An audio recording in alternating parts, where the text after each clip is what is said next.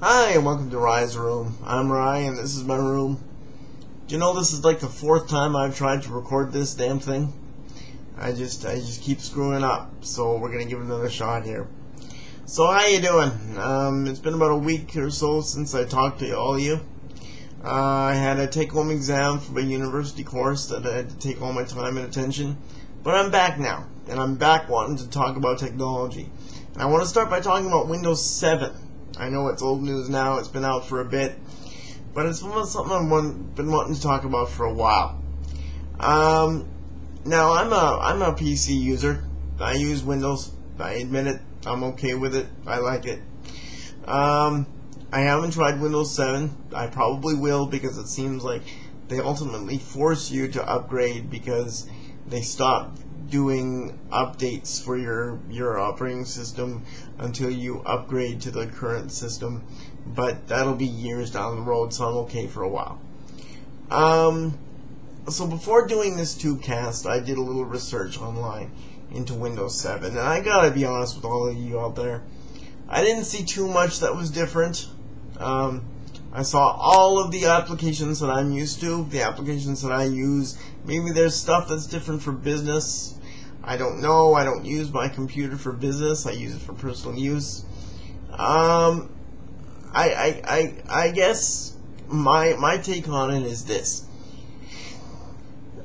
Since Windows started coming out with new versions, we've basically been buying the same product over and over and over again. It's just been repackaged and renamed with a few different features and a new look.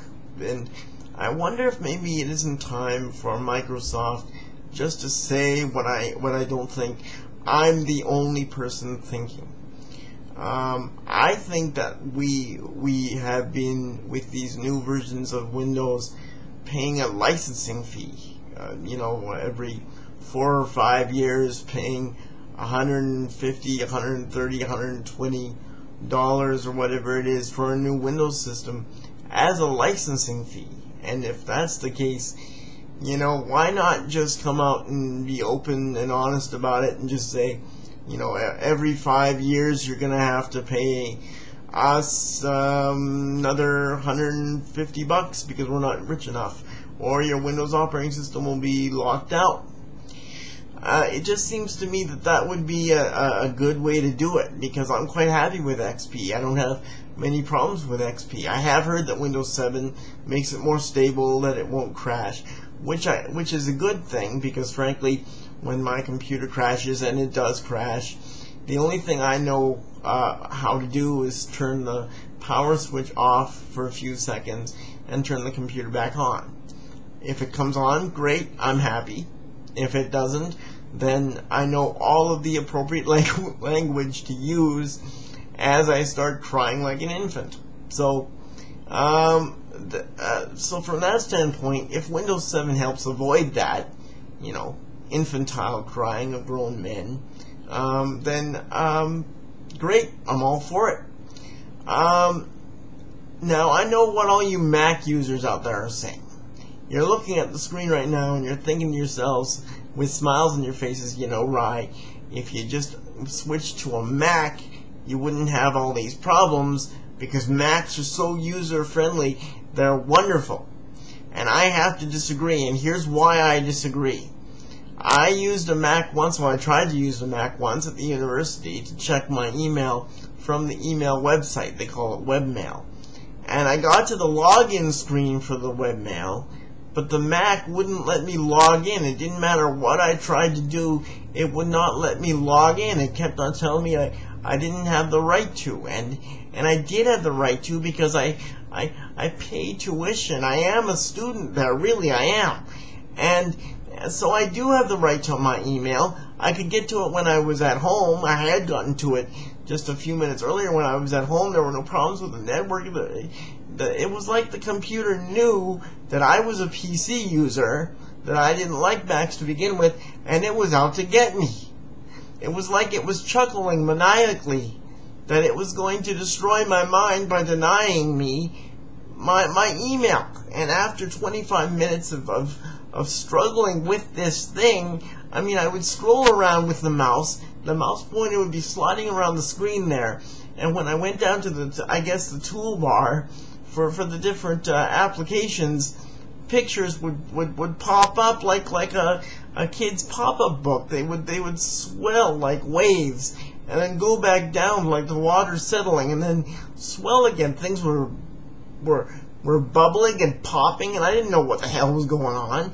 And I just, wow. So, folks, this part of the discussion done. Take from it what you will. So, to sum up, all computers, Macs, PCs, doesn't matter, they're all evil. They're all out to get us. And we need to find a way to take back control now. So, there you go. That's my computer thing. So we're moving on. We're moving on to the iPhone and what the Germans have done with the iPhone. A group of German researchers have found a way to incorporate an app into the iPhone that allows someone, no kidding, allows a driver to drive their vehicle using their iPhone, using the buttons on the face of the iPhone. So you can be standing on the street corner, your car is across the street somewhere, and instead of walking to it, you can use your iPhone and drive it to you on remote. So your iPhone becomes your valet. This at a time when law enforcement is trying to get us all to stop using our cell phones while we're behind the wheel, to stop texting while we're behind the wheel, because we're dangerous when we're doing these things when we're behind the wheel. The problem is, folks, we're also dangerous when we're not doing these things behind the wheel, because frankly, most of us can't drive. So, before we try using our iPhones to drive our vehicles, why don't we master the art of using the steering wheels and the brakes to drive our vehicles? Because if we can't drive them straight when we're sitting behind the wheel, what the hell are we going to do with the iPhone? Let's get our priorities straight here, folks. Holy smoke, we can't be doing this. We can't be using our iPhones for this. The phone hazard has been taken to a whole new level now. If this thing comes to America, if this thing comes to Canada, we're all screwed. There won't be a safe crosswalk anywhere. The crosswalks will all be red with the remnants of people that have had an experience with iPhones and driving vehicles. Wow, I have nothing else to say. I'm going to live with that image now for the rest of the night, and you should too. So just to sum up, all computers, personal computers, all Macs, evil.